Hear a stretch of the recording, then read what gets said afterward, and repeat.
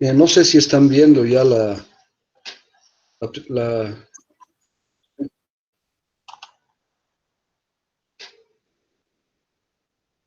Bien, entonces el tema que en realidad es el último tema que me corresponde a mí en el año, se denomina Fundamentos de Toxicología Clínica. Eh, la toxicología viene a ser una rama muy importante de la farmacología, tal vez no muy divulgada generalmente porque tenemos pocas clases, pero como decimos y en el título dice, son los fundamentos los que vamos a manejar en esta clase. Bien, como siempre tenemos no estoy pudiendo cambiar un segundito, no sé por qué.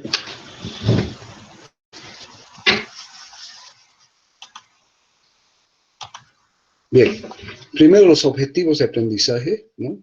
Como siempre, hacer un listado de los principales poluentes, describir los signos y síntomas de intoxicación por monóxido de carbono, identificar los signos y síntomas relacionados con la intoxicación por insecticidas organofosforados y describir su tratamiento. Tal vez este es uno de los puntos más importantes en esta clase, debido a que en nuestro país, por el mal uso de los plaguicidas, existen muchos casos de intoxicación por organofosforados.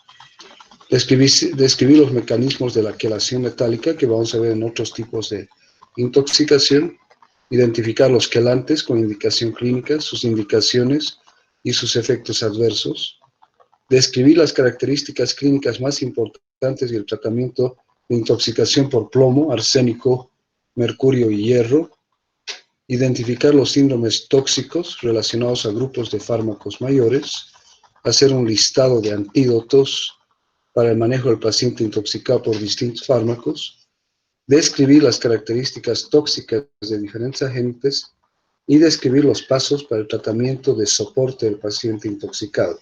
Entonces, básicamente eso es lo que vamos a ver en estos 2 días de aula que tenemos en este tema de fundamentos de la toxicología. Bien, toda sustancia es tóxica. O sea, no hay ninguna que no sea tóxica, es la dosis lo que hace la diferencia entre una sustancia tóxica y un medicamento.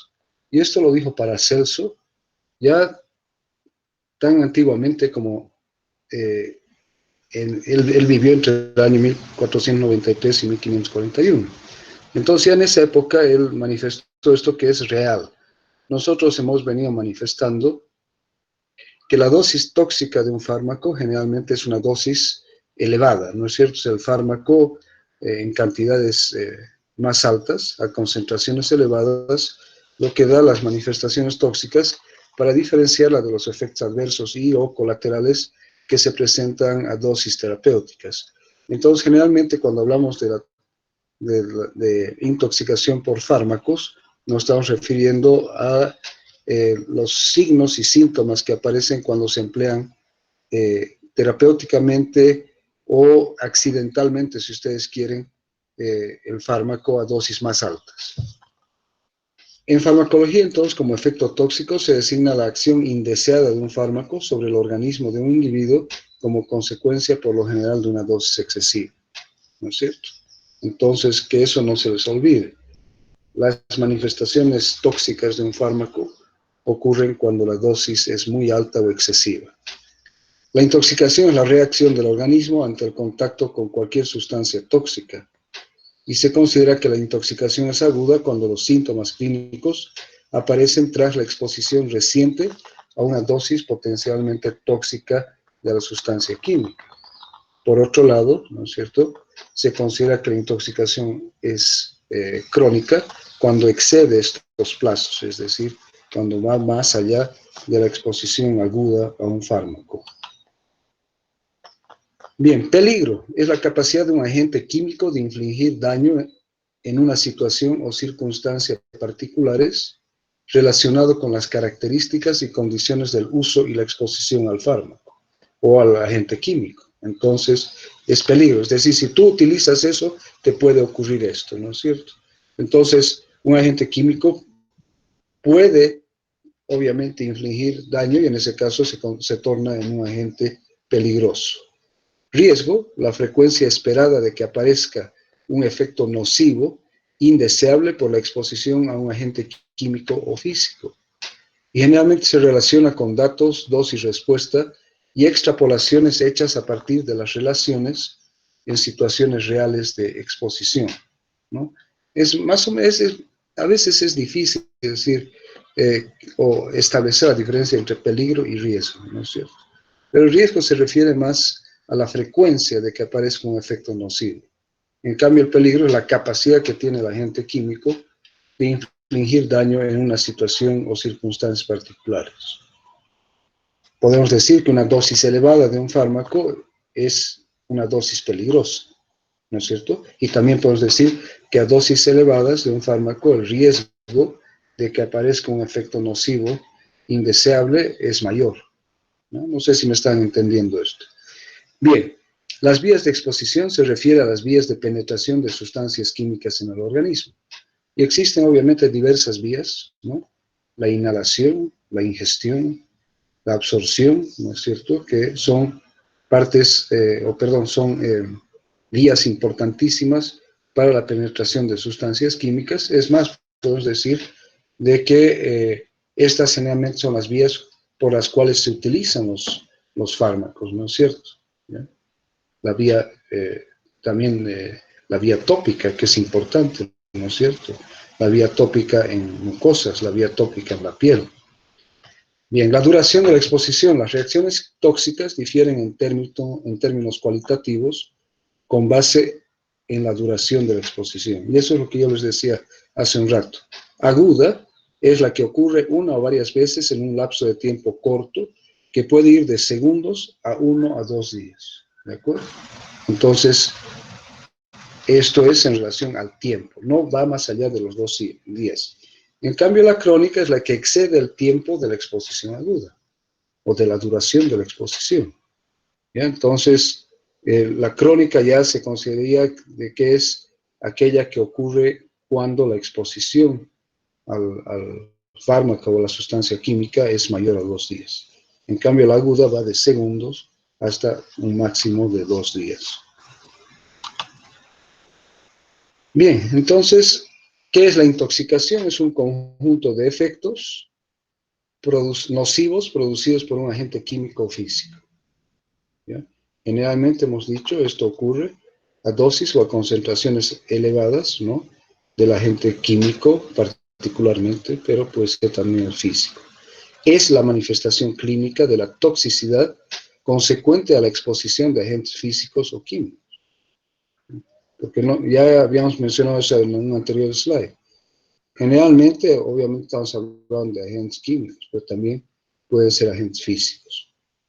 Los signos y síntomas de una intoxicación dependerán del agente tóxico, obviamente. Hay sustancias que son mucho más tóxicas que otras, ¿no es cierto? Y de la dosis que se ha absorbido durante un periodo determinado de tiempo. Esto es muy importante, ¿no es cierto? Porque hemos venido manejando ya desde el comienzo de que la intoxicación se produce generalmente a dosis más altas, ¿no es cierto? Pero también es importante considerar cuánto de la dosis, cuánto de la concentración, a qué cantidad se ha absorbido durante un periodo determinado de tiempo. Y el cuerpo humano tiene capacidad para desdoblar y eliminar a través de la orina y los excrementos, las heces, pequeñas cantidades de sustancias tóxicas. Pero obviamente que esto, en la mayor parte de los casos de intoxicaciones, no es suficiente. Es decir, que la capacidad desintoxicante del organismo humano, en la mayor parte de los casos, no es suficiente para eliminar las sustancias tóxicas. Entonces, de ahí se requiere la intervención externa, ¿no es cierto?, del personal de salud para tratar de solucionar el problema. Bien, y aquí es un slide bien gráfico, ¿no?, donde tenemos el agente químico y la dosis. Hemos dicho que la dosis generalmente es la dosis alta, ¿no? Ahora, ¿cuánto tiempo? ¿Cuál ha sido el tiempo de exposición y cuál ha sido la vía de ingreso al organismo? Si nosotros, por ejemplo, hablamos de los órganos fosforados, que son plaguicidas, que constituyen un grupo de insecticidas muy utilizados en nuestro medio y que es una de las causas más frecuentes de pacientes intoxicados que acuden a los servicios públicos de salud y también muchas veces con intenciones suicidas, especialmente en mujeres jóvenes, adolescentes, ¿no es cierto? El ingreso al organismo es prácticamente por todas las vías, o sea, vía inhalatoria, la vía oral, digestiva, la vía rectal, por mucosas, ¿no? Entonces, tiene prácticamente todas las vías para ingresar el órgano fosforado al organismo, ¿no? Entonces, cuando hablamos de una intoxicación, tenemos que considerar la toxicocinética, que se refiere justamente a lo que ocurre con cualquier fármaco que ingresa al organismo. Tiene que sufrir un proceso de absorción, de distribución, de biotransformación y de eliminación posteriormente. Sin embargo, en este punto de biotransformación y eliminación, cuando la cantidad, la concentración del fármaco es muy alta, muy elevada, la capacidad de eliminación del organismo es excedida, se satura y el paciente no consigue eliminar esto y por lo tanto comienza a presentar los signos y síntomas de la intoxicación. La toxicodinámica se refiere a la interacción del agente químico con el receptor en el órgano blanco, con su tejido diana, ¿no es cierto? Vamos nuevamente al ejemplo de los órganos fosforados. Los órganos fosforados, si ustedes recuerdan, actúan inhibiendo a la acetilcolinesterasa. Al inhibir a la acetilcolinesterasa hacen que la acetilcolina endógena aumente y que las manifestaciones de la intoxicación por órganos fosforados se refieran justamente a un exceso de actividad colinomimética, pero de tipo indirecto, por la inhibición de la acetilcolinesterasa, ¿no es cierto? Entonces el paciente intoxicado por órganos fosforados va a ser un paciente en el cual la acetilcolinesterasa ha sido inhibida, bloqueada, ¿no? Y no sé si ustedes recuerdan, hay una fase que transcurridas las 6 horas de exposición al órgano fosforado, el enlace entre la acetilcolinesterasa, o sea, la enzima, y el órgano fosforado sufre un proceso de envejecimiento, ¿no es cierto?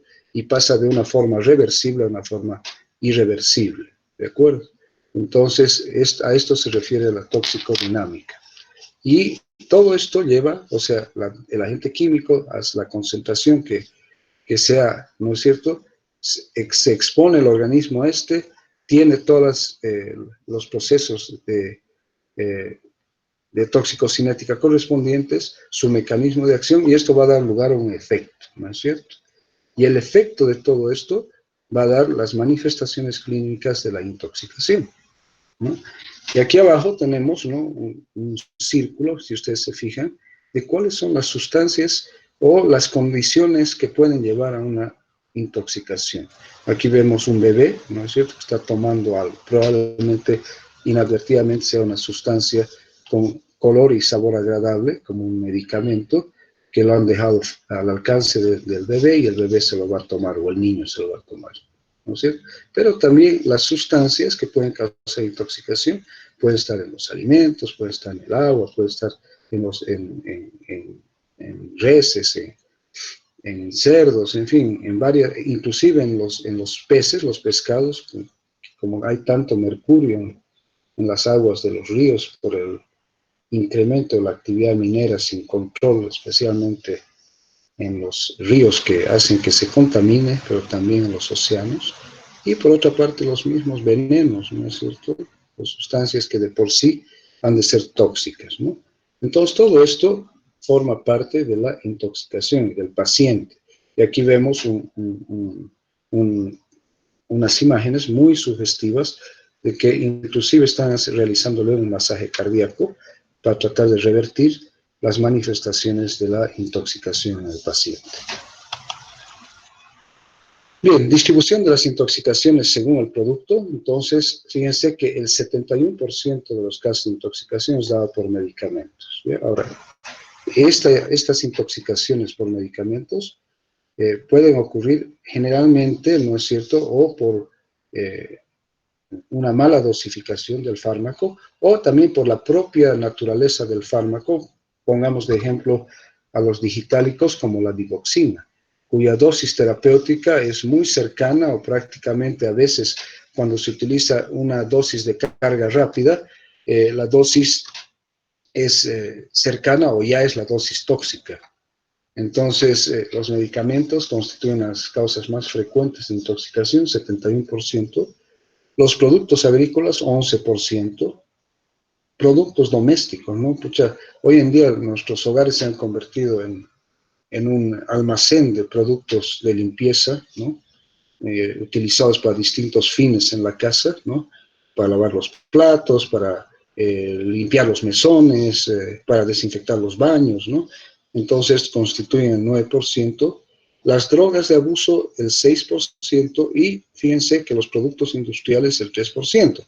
Sin embargo, esto parece no ser muy alto, pero no se olviden que los productos industriales pueden estar contaminando grandes extensiones de tierras, cursos de agua como ríos, lagos, ¿no es cierto? Inclusive el mar.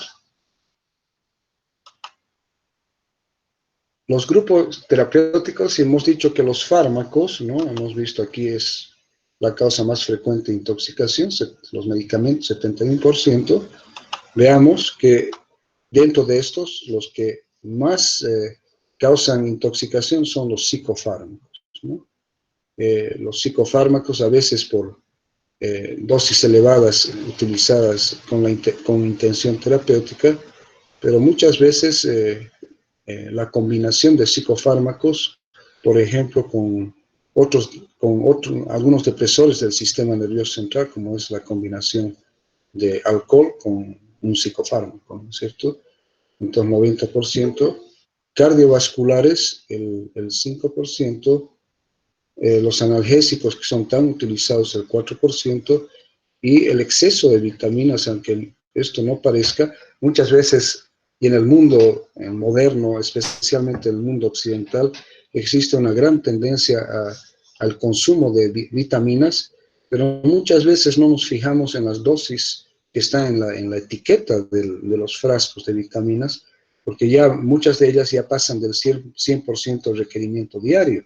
Podemos encontrar 130, 140, 150% de requerimiento diario proporcionado por un solo comprimidito de vitamina. Y a esto hay que aumentar la ingesta de las vitaminas que vienen con los alimentos. Entonces, a veces uno no toma en consideración eso y las vitaminas pueden ser también causa de intoxicación.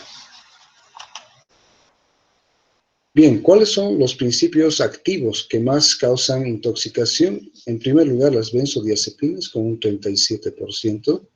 Los anticonvulsionantes con un 23%, otros 18%, los barbitúricos el 9%. Estos sabemos que se utilizan mucho en pacientes terminales o pacientes que tienen cuadros oncológicos, ¿no? Y que a veces uno tiene que aumentar la dosis de ellos para conseguir un efecto analgésico que beneficie al paciente disminuyéndole o quitándole el dolor.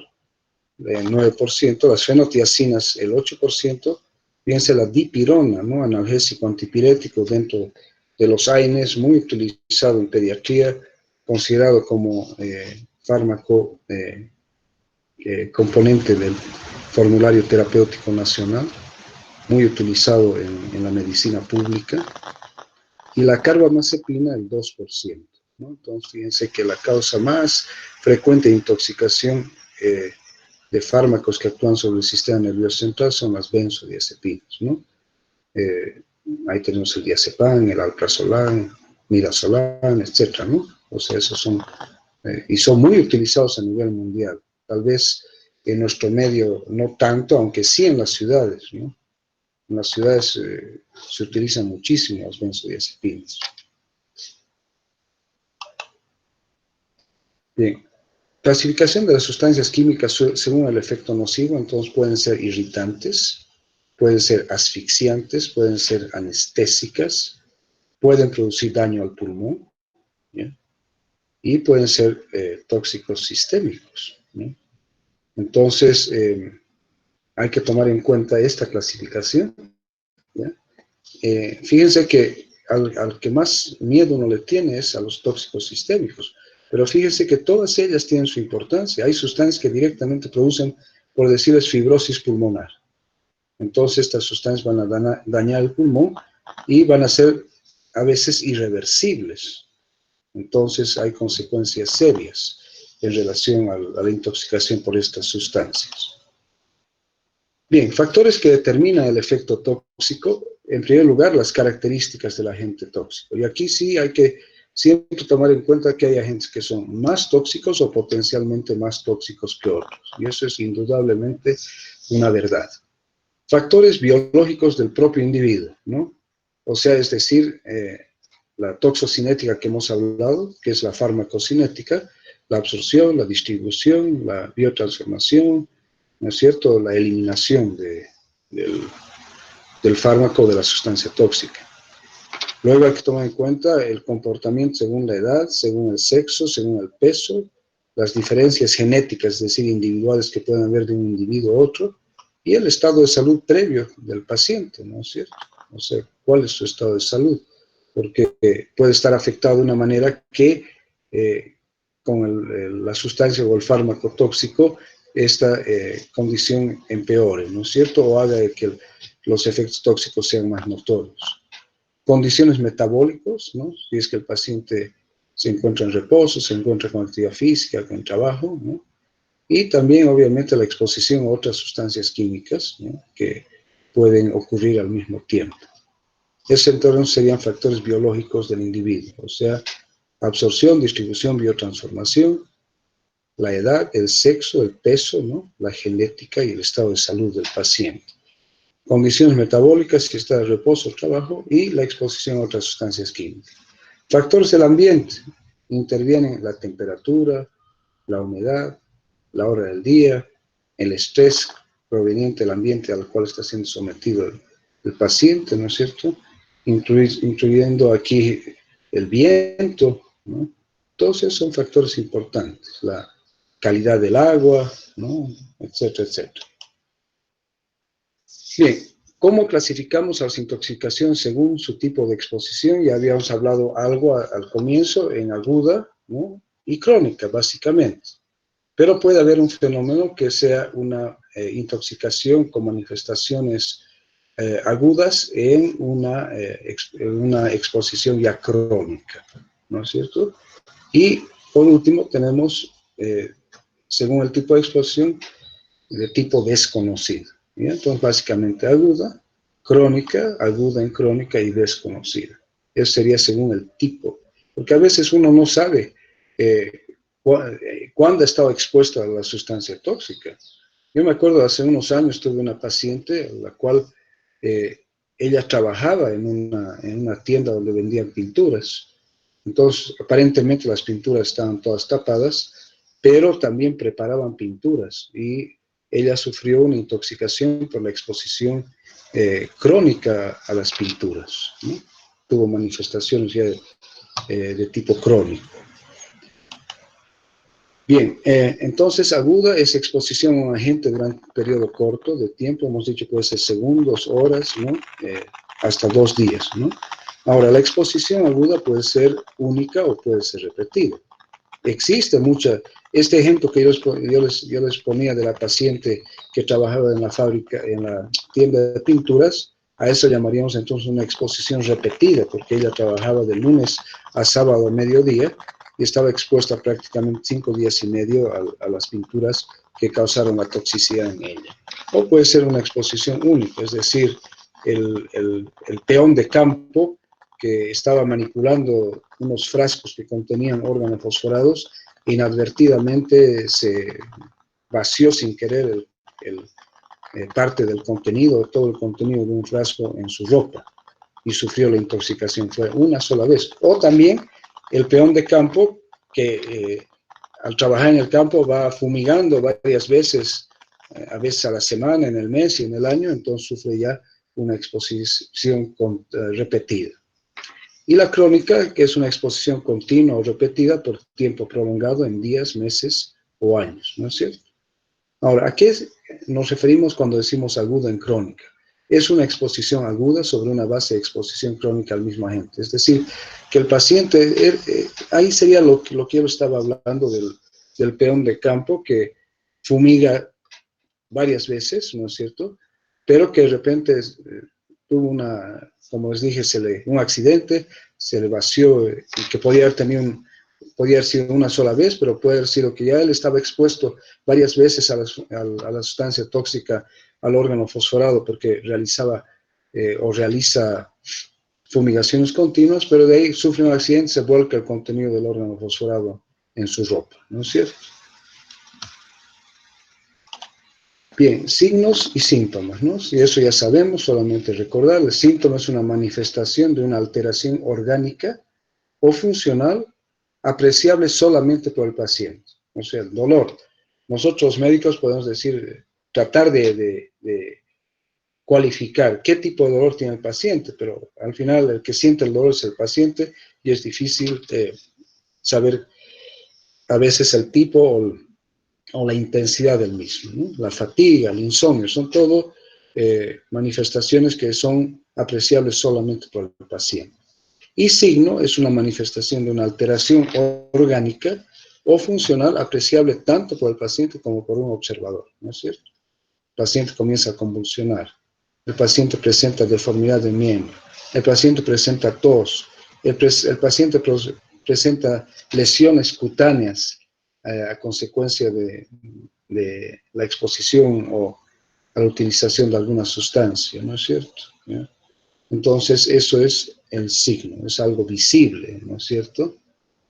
Es medible muchas veces, ¿no? Pero el síntoma, escucha, es una cosa bastante subjetiva en el sentido de que solamente el paciente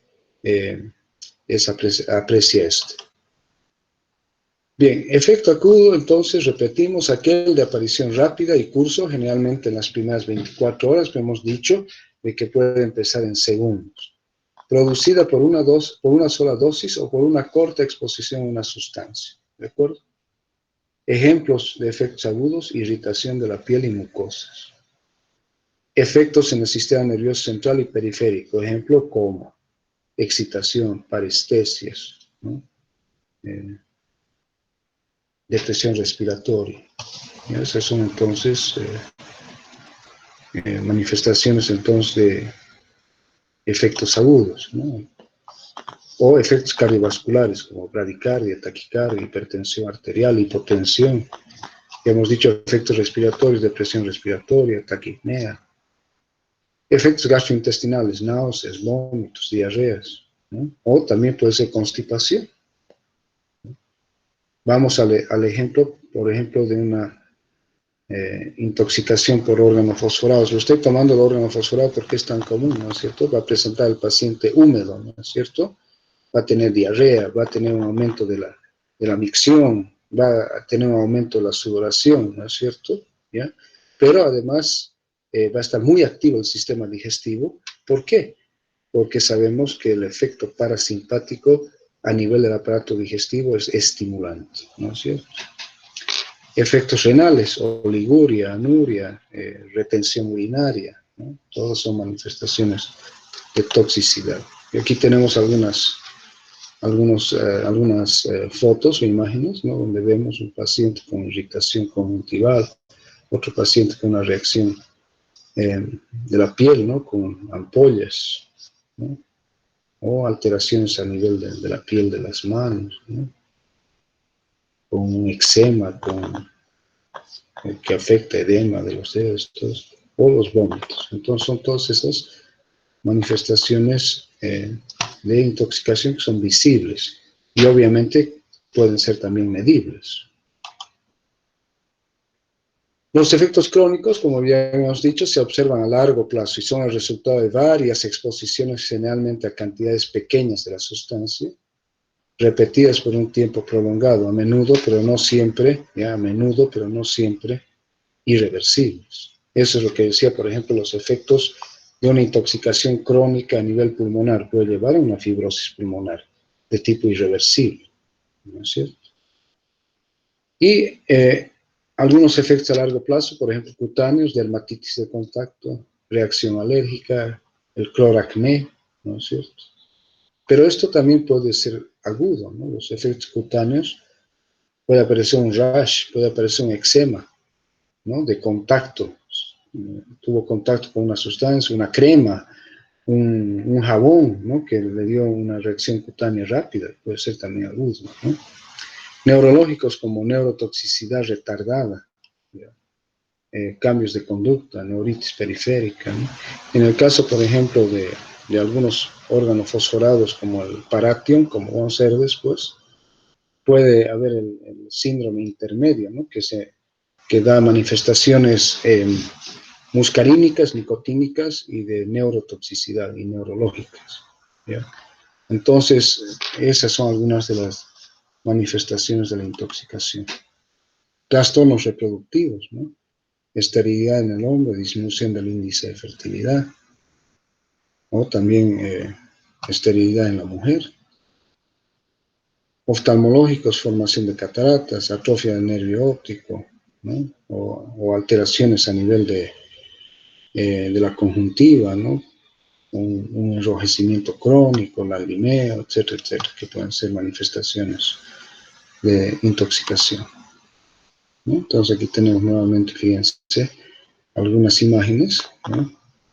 Que hacen de que podamos evidenciar, por ejemplo, a nivel de la reproducción humana, ¿no? Espermatozoides inmóviles o disminución en el número, formación de cataratas, ¿no? Manifestaciones a nivel del cuero cabelludo, en la piel de la cara, ¿no?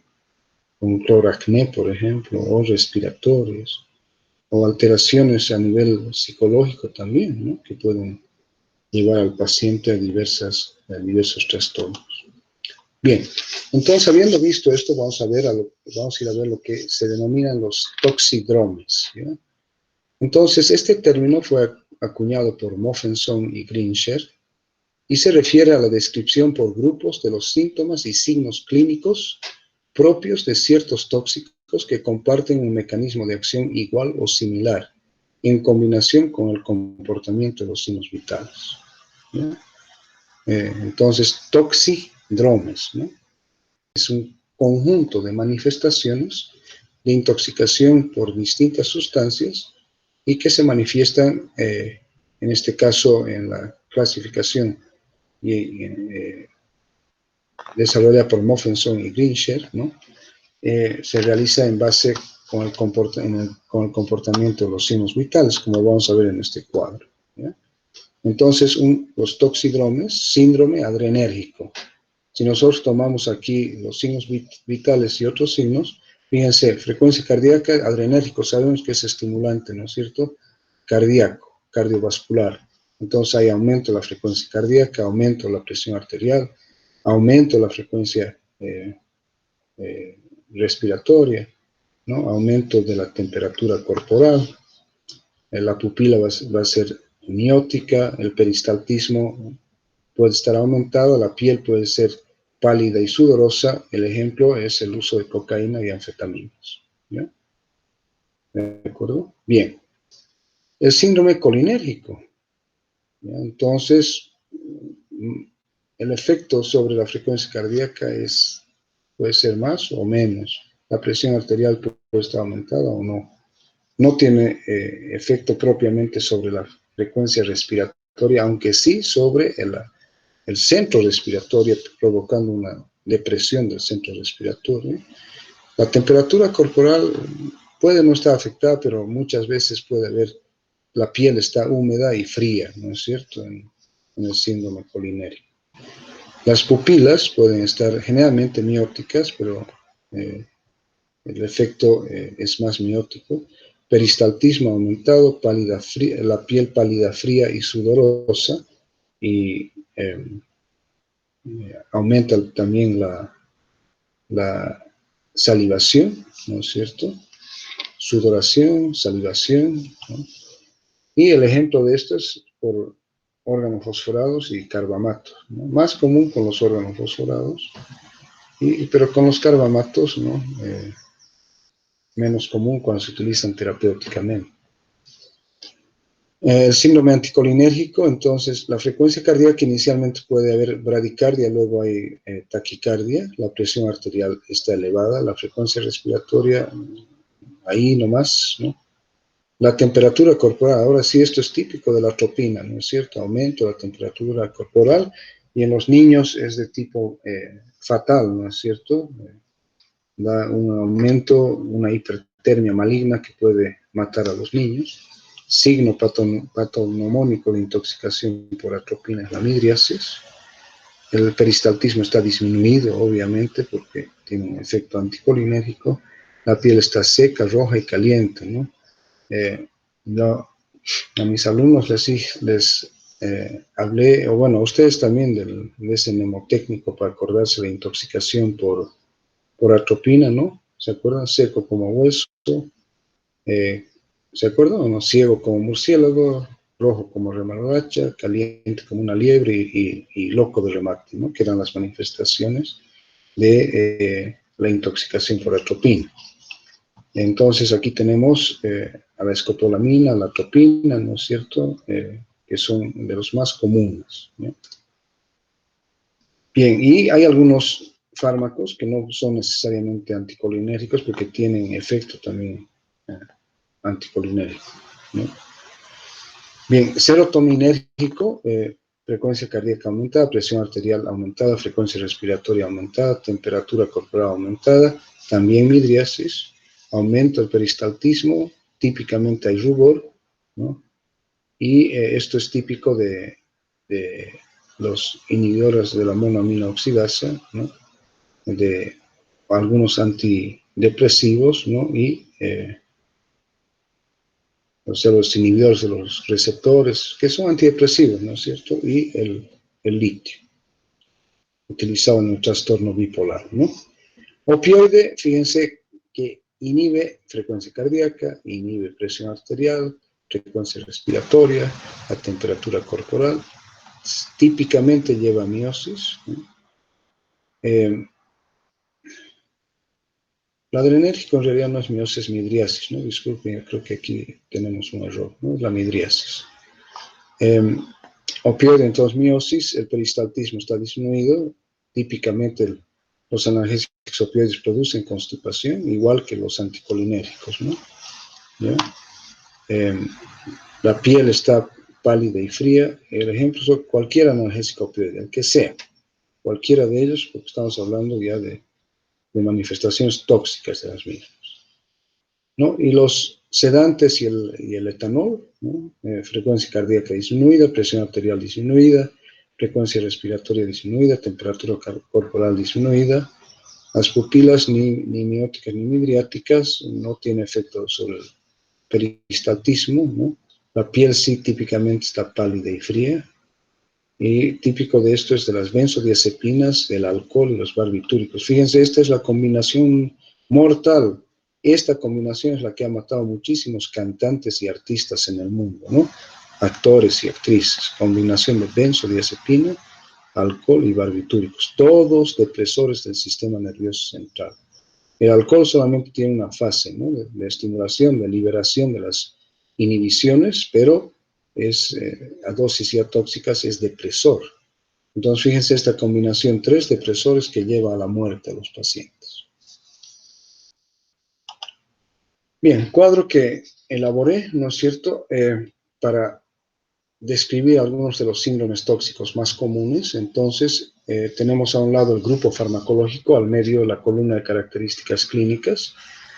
¿Y qué es lo que se debe hacer? O sea, intervención en general, en grande. Entonces, tenemos los antimuscarínicos, anticolinérgicos, fundamentalmente. ¿Cuáles son las características clínicas? ¿No? Yo ya dije, ¿no?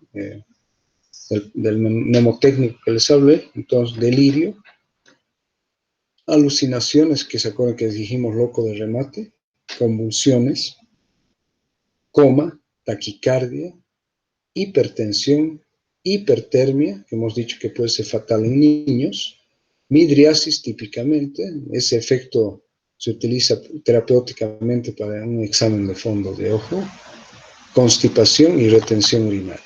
Típicamente son las características clínicas de la intoxicación por antimuscarínicos, o sea, y anticolinéricos en general. ¿Qué debemos hacer? Control de la hipertermia, fundamentalmente, y el uso de fisostigmina, aunque esto está cuestionado, ¿no? La fisostigmina es un colinomimético de acción indirecta, ¿no? De tipo reversible, ¿no? que se utiliza a veces en las intoxicaciones por antimuscarínicos, ¿no? La fisostigmina. Esto en algunos trabajos van a encontrar que está cuestionado hoy en día. Los colinomiméticos, los tipos órganofosforados, hemos dicho ansiedad, agitación, convulsiones, coma, puede haber bradicardia o taquicardia, miosis, típicamente, salivación, sudoración, micción, diarrea, fasciculaciones, ¿no? Y luego parálisis, ¿ya? Entonces, este paciente es uno, o son la mayor parte de los pacientes intoxicados que llegan, por ejemplo, al Hospital Viedma, son este tipo de pacientes. Ya sea que se han intoxicado crónicamente o agudamente porque trabajan en agricultura, o generalmente mujeres jóvenes con intenciones suicidas, ¿no?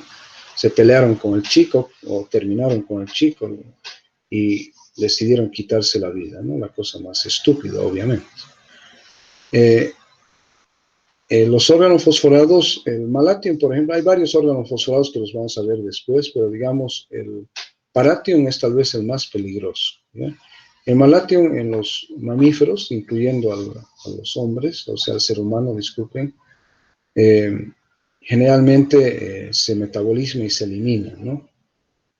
Pero el Parathion no, el Parathion es extremadamente tóxico. Y es generalmente este tipo de manifestaciones que nos da el Parathion. La intervención que se debe hacer, soporte respiratorio, el uso de atropina, ¿no?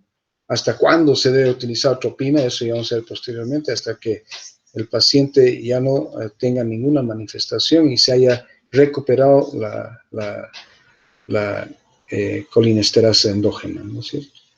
El uso de regeneradores de colinesterasa como la pralidoxima, que solamente, no es solamente, estoy equivocado, es un lapsus, que la pralidoxima es mejor utilizarla antes de las 6 horas, porque a partir de las 6 horas el enlace órgano fosforado acetilcolinesterasa se envejece, ¿no? Y pasa de una etapa reversible a una etapa irreversible. Y la descontaminación. Pero aquí la estrella de la película es la atropina, ¿no? La atropina es lo que más se utiliza en la intoxicación por órganos fosforados. El grupo farmacológico de los opioides, ahí está obviamente su prototipo, la morfina, pero otros, ¿no? Metadona, heroína, van a provocar letargo, sedación, bradicardia, hipotensión, hipoventilación. Estos sí producen depresión del centro respiratorio, y fundamentalmente esta depresión del centro respiratorio en el caso de los opioides es dosis dependiente, ¿ya? Van a estar mióticos, su piel va a estar fría, va a haber una disminución de la actividad intestinal, porque por eso el uso de opioides con fines terapéuticos, analgésicos en un paciente oncológico va a llevar obviamente al desarrollo de constipación, ¿no? Y flacidez muscular.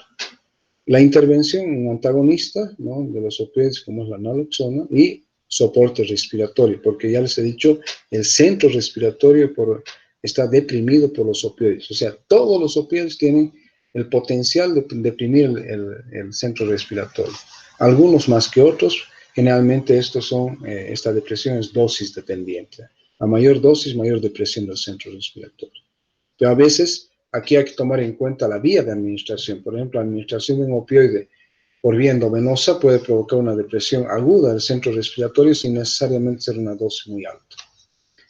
Los salicilatos, como la aspirina, es un AINE, es el prototipo de los AINES, pueden llevar a lo que se denomina la intoxicación por aspirina, que se denomina el salicilismo, porque es ácido acetil salicílico. Va a caracterizarse por presentar confusión, letargo, coma, puede haber convulsiones, hiperventilación, hipertermia. Imagínense, se utiliza como antipirético, pero a dosis tóxicas produce hipertermia, deshidratación, hipocalemia, acidosis metabólica, ¿ya? ¿Ya? Y desequilibrio aniónico, es decir, electrolítico, ¿no es cierto?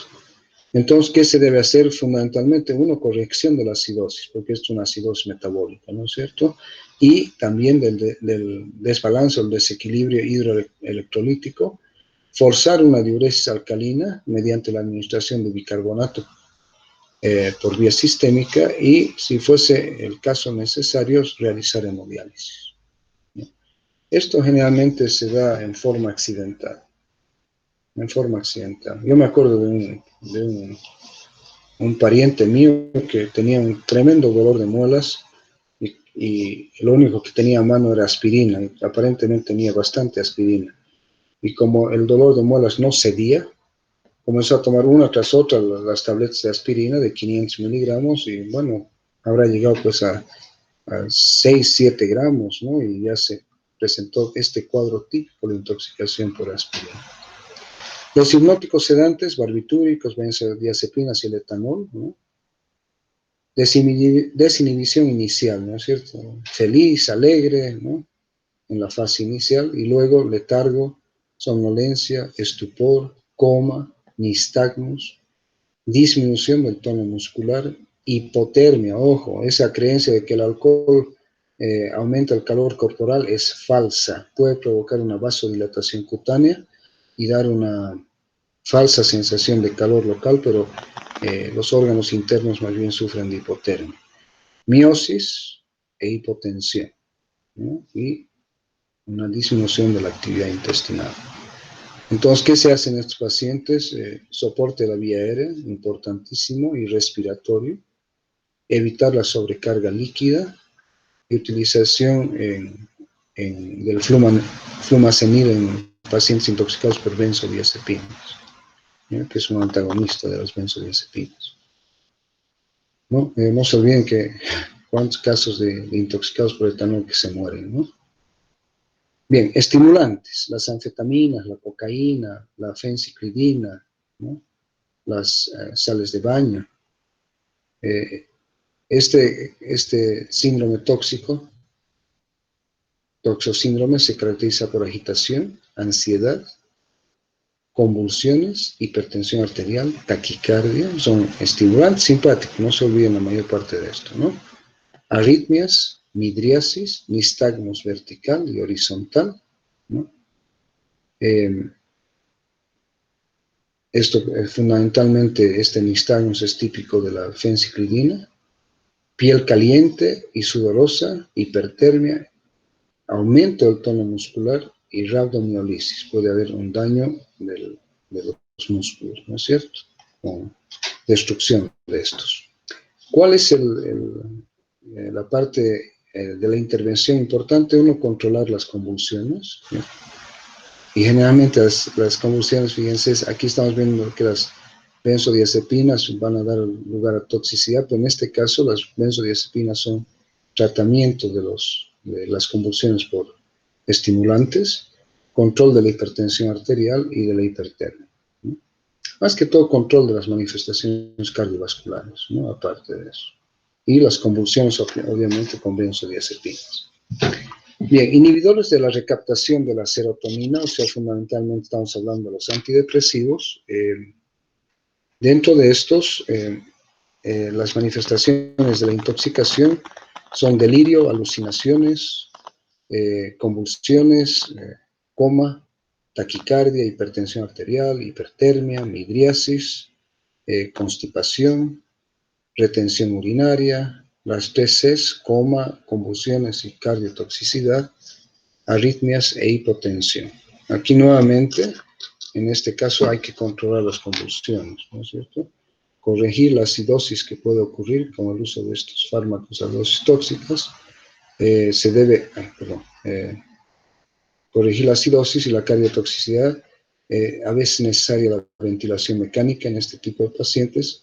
Bicarbonato de sodio para la acidosis, norepinefrina y control de la hipertermia. Entonces, si ustedes se fijan, la intervención en cada uno de los toxosíndromes que estamos viendo acá es diferente, ¿no es cierto? En algunos casos, sí, las convulsiones se deben controlar con benzodiazepinas, ¿no es cierto? Bien, algunos agentes que son, que pueden ser causantes de intoxicaciones, tenemos el acetaminofeno o paracetamol, ¿no? Las características tóxicas de la intoxicación por acetaminofeno o paracetamol es anorexia leve, náuseas, vómitos, ictericia retardada, porque hemos dicho que esto puede provocar una necrosis hepática fulminante, ¿no? Falla hepática y renal, ¿no? Entonces, el paracetamol hemos dicho que es un fármaco muy utilizado como analgésico antipirético, muy utilizado en pediatría inclusive, pero es extremadamente hepatotóxico a dosis altas, ¿no? Puede llevar, como les decía, a una insuficiencia hepática aguda por una necrosis hepática fulminante. El antídoto hemos dicho que es la acetilcisteína, que vamos a verlo posteriormente. El botulismo entonces se caracteriza por disfagia, disartria, tosis palpebral, oftalmoplegia, debilidad muscular, y el periodo de incubación es de 12 a 36 horas.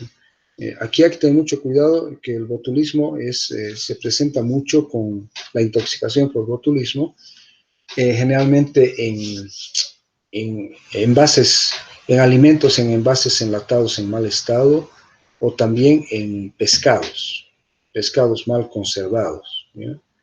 Entonces puede haber estas intoxicaciones. Por monóxido de carbono, todo el día estamos respirando monóxido de carbono, pero las dosis que respiramos no son suficientes para intoxicarse.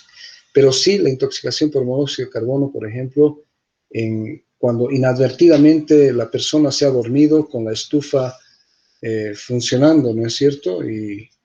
O con no había una ventana abierta, se durmió con la estufa funcionando y sufrió intoxicación por monóxido de carbono, o a veces con fines suicidas, por ejemplo, encerrarse con las ventanillas del auto cerradas y conectar el escape del auto con una manguera a través del vidrio, cerrándolo bien y colocando unos tapes o durex para tapar todo y suicidarse con monóxido de carbono, ¿no?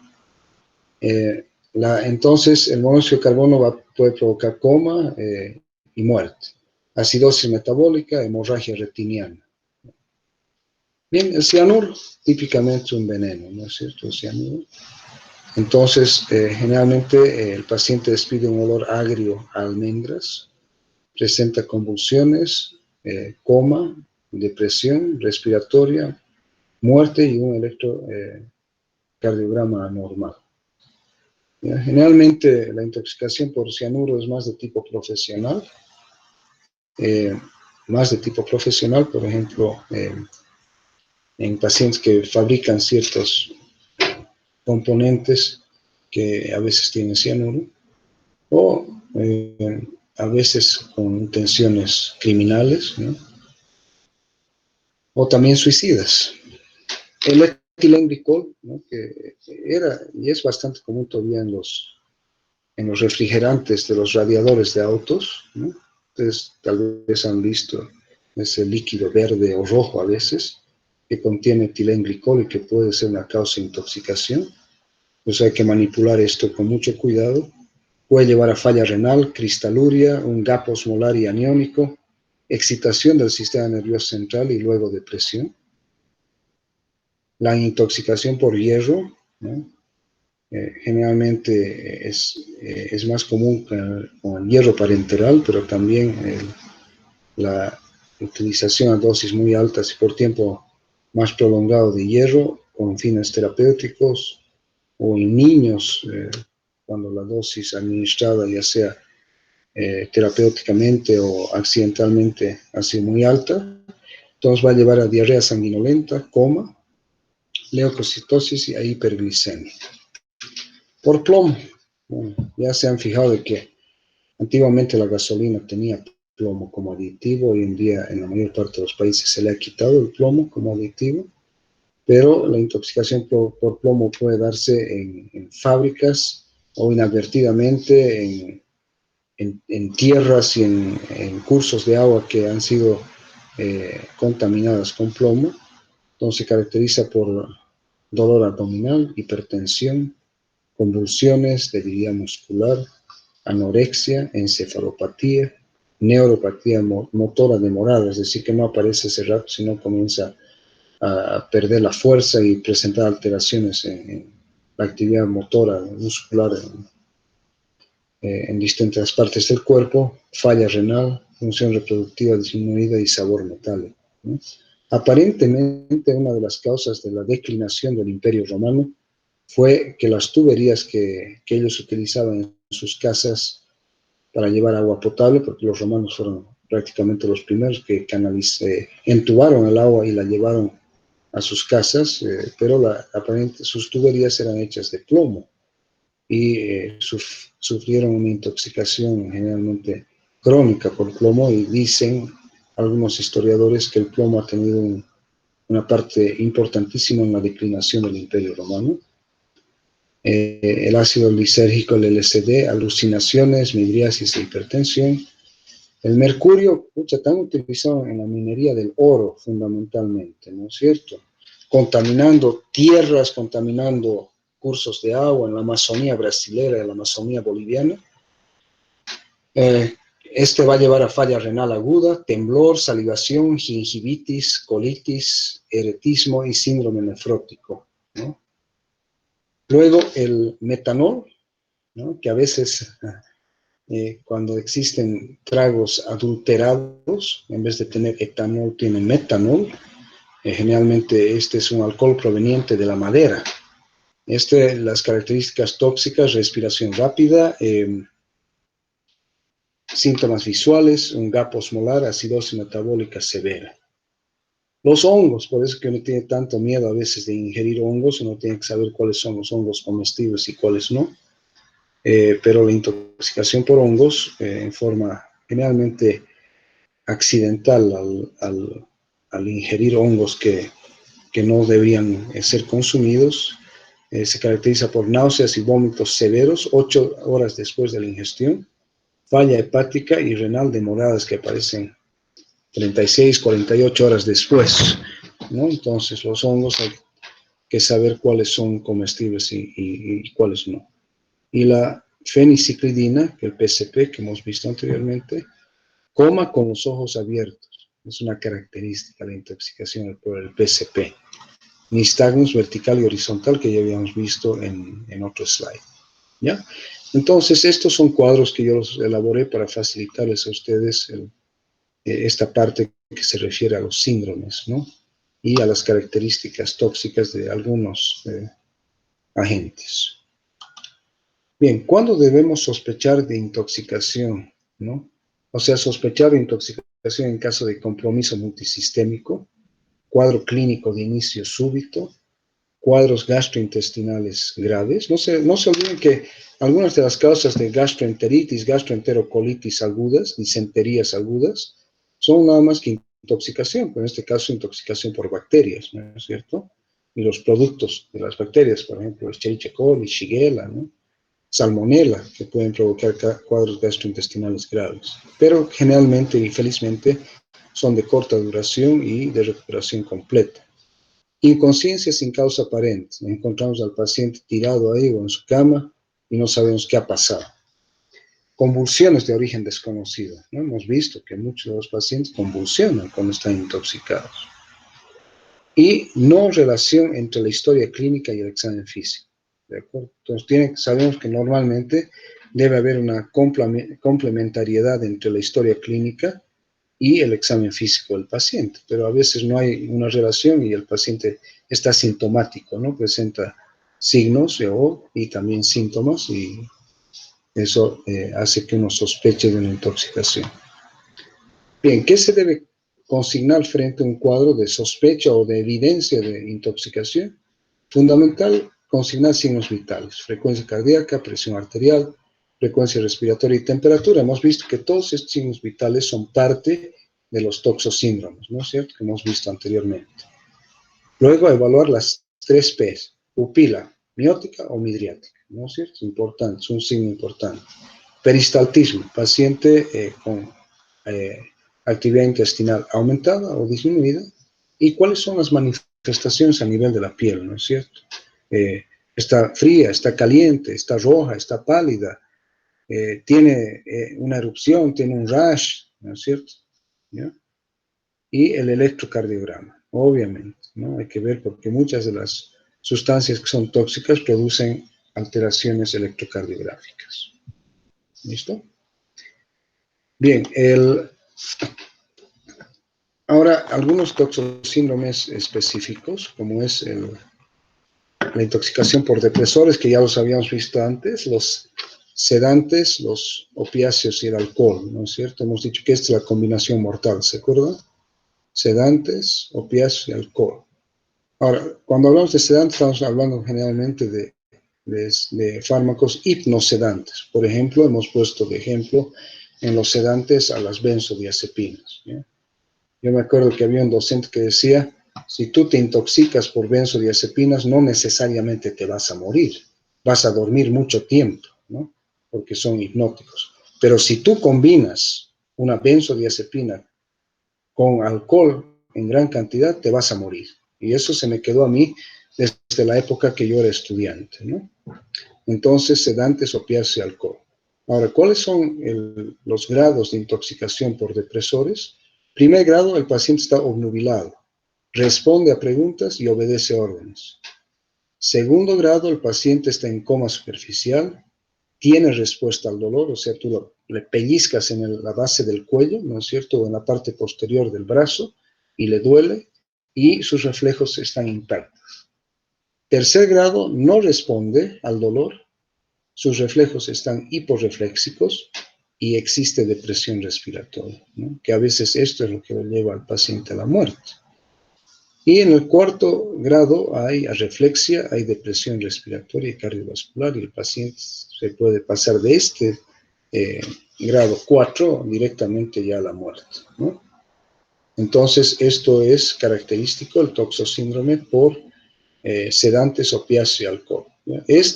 Este toxosíndrome es el que típicamente, ya les dije hace un rato, ha matado a muchísimos cantantes, a muchísimos actores y actrices, ¿no es cierto? Esta combinación de sedantes. El síndrome colinérgico, hemos dicho, típicamente puede presentarse con colinomiméticos directos e indirectos, pero es típicamente el uso la intoxicación por órganos fosforados, ¿no es cierto?, por plaguicidas, ¿ya? Entonces, este paciente es el paciente húmedo, el paciente mojado, ¿ya? Y yo les había dado un mnemotécnico a mis alumnos, que era el Dumbbells, que es un mnemotécnico en inglés, que decía diarrea, urinación, miosis, ¿ya? Bradicardia, broncoconstricción, el B. La E puede ser excitación, ¿ya? Y la lagrimación, y la S, salivación y sudoración. Entonces, este paciente va a presentar un exceso lagrimeo, de salivación, puede presentar vómitos, típicamente sus pupilas son mióticas, puede presentar taquicardia o bradicardia, pero generalmente es más típica la bradicardia, depresión del sistema nervioso central, convulsiones, fasciculaciones musculares y luego parálisis, por eso lleva un fallo neuromuscular, ¿no? Entonces no se olviden del mnemotécnico que yo les decía, el Dumbbells, ¿no? Diarrea, urinación, porque aumenta la cantidad de micciones y de orina, miosis, la M, ¿no? La B de bradicardia y broncoconstricción, la B, la E de excitación, la L de lagrimeo y la S doble, ¿no? Salivación y sudoración. Típicamente es el Dumbbells, ¿no? El paciente intoxicado por colinomiméticos pueden ser directos, pero generalmente ya hemos dicho que en nuestro medio son los indirectos. Entonces, si ustedes reciben un paciente mojado, así como este, la primera sospecha que ustedes tienen que tener es de una intoxicación por órganos fosforados. Bien, el síndrome narcótico, que es típico de los opiáceos, narcótico de sueño, ¿no? Narcosis, ¿no? Aquí el término en Bolivia que se utiliza para narcótico está más relacionado, ¿no es cierto?, con cocaína, ¿sí? Policía antinarcótica, ¿no? Pero el síndrome narcótico es también típico de los opiáceos, ¿no es cierto? Entonces, los opiáceos producen depresión del sistema nervioso central y coma.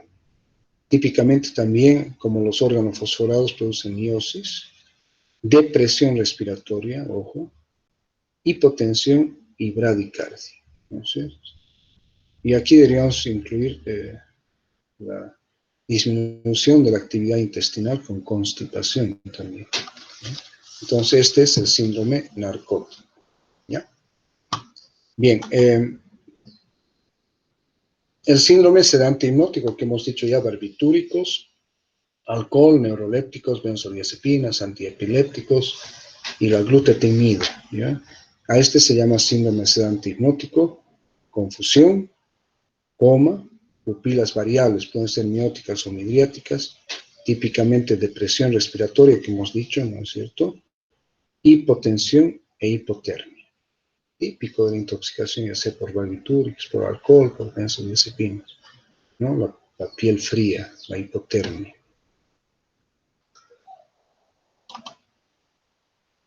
Bien, el toxosíndrome, intoxicación por estimulantes, el síndrome anticolinérgico, ya también este es por la atropina.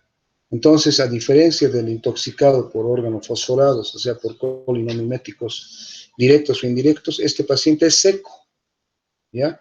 Y hemos hablado del mnemotécnico, ¿se acuerdan? ¿Se acuerdan que hemos hablado? Hemos dicho seco como hueso, ¿ya? Rojo como remolacha, ciego como murciélago, caliente como una liebre y loco de remate. Ese es el mnemotécnico para una intoxicación por anticolinérgicos.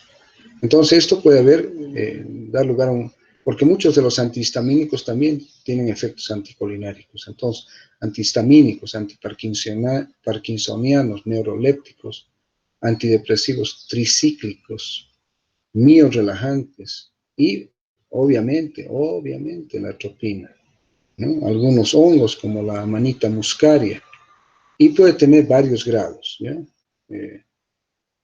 Puede haber, obviamente el paciente va a ser seco, porque no se olviden que los antimuscarínicos inhiben a todas las glándulas de secreción, entonces el paciente va a estar seco, se queda de boca, no va a sudar, ¿no es cierto? La piel hemos dicho que va a estar caliente, ¿no es cierto?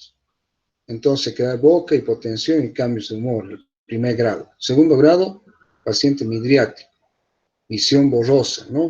No solamente tiene midriasis, sino también tiene parálisis de la acomodación, que eso es típico. Hemos dicho midriasis más parálisis de la acomodación, efecto deseado por un oftalmólogo o por un médico para hacer un examen de fondo de ojo. Y retención urinaria, ¿no es cierto? En tercer grado, ¿ya? Entonces, ese es el síndrome anticolinérgico. Típicamente de la atropina, pero de otros fármacos, por ejemplo, antihistamínicos, generalmente los antihistamínicos más antiguos, ¿ya? O también, sí, los antihistamínicos más antiguos. Los antiparkinsonianos, los neurolépticos, los antidepresivos tricíclicos, algunos miorelajantes y obviamente la atropina, ¿no? Síndrome simpático mimético, este ya es generalmente por cocaína, por anfetaminas, intoxicación por cafeína, por teofilina, etc. Y también tiene 4 grados. Este tiene primer grado, midriasis, ¿ya? Efecto simpático.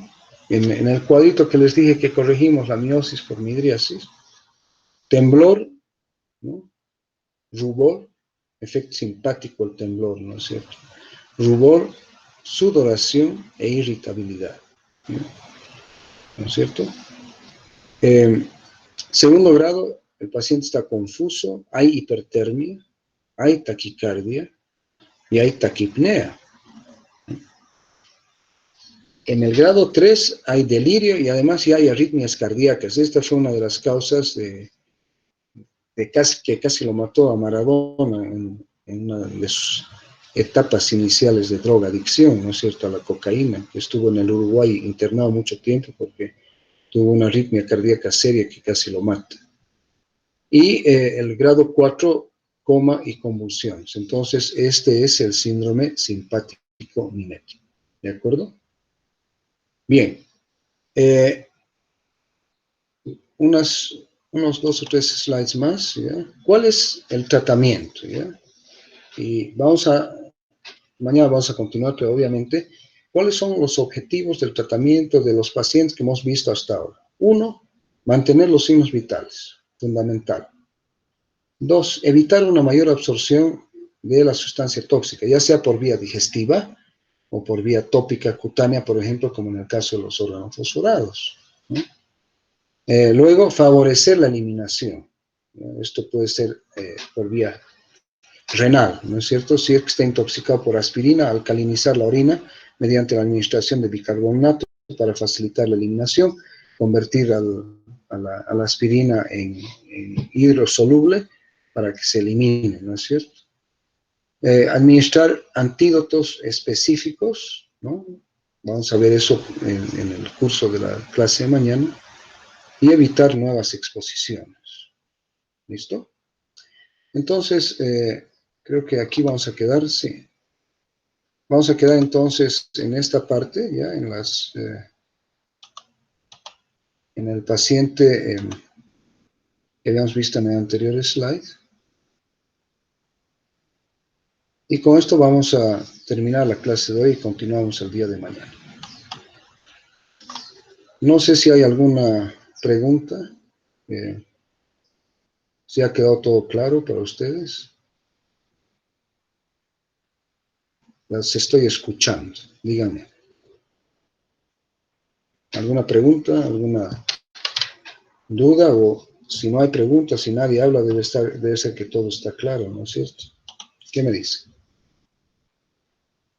¿Está todo claro? Bueno, entonces nos vemos el día de mañana también a las 5 de la tarde y vamos a hablar fundamentalmente del tratamiento de los distintos toxosíndromes que hemos visto. ¿Listo? Bien, buenas tardes entonces, que estén bien.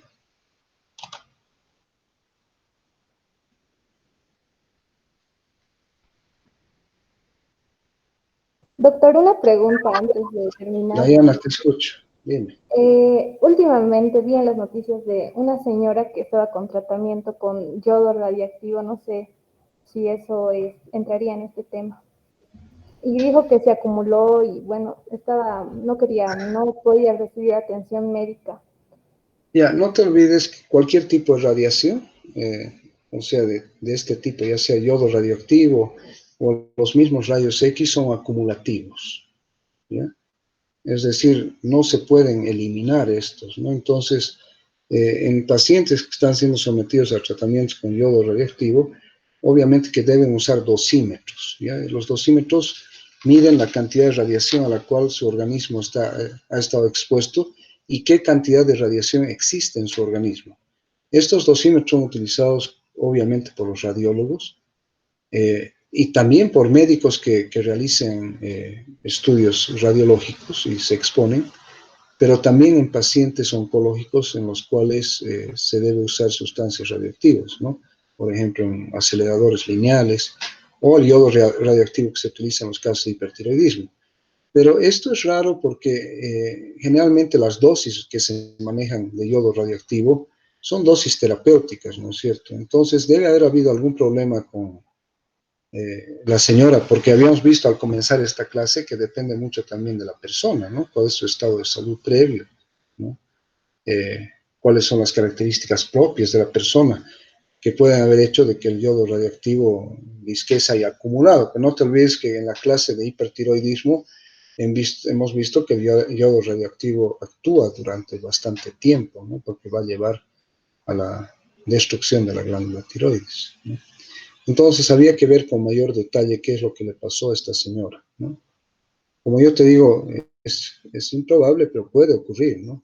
Generalmente las dosis de radiación son acumulativas, como yo te digo, ¿ya? Son acumulativas. Pero en el caso del yodo radioactivo son dosis terapéuticas, ¿no?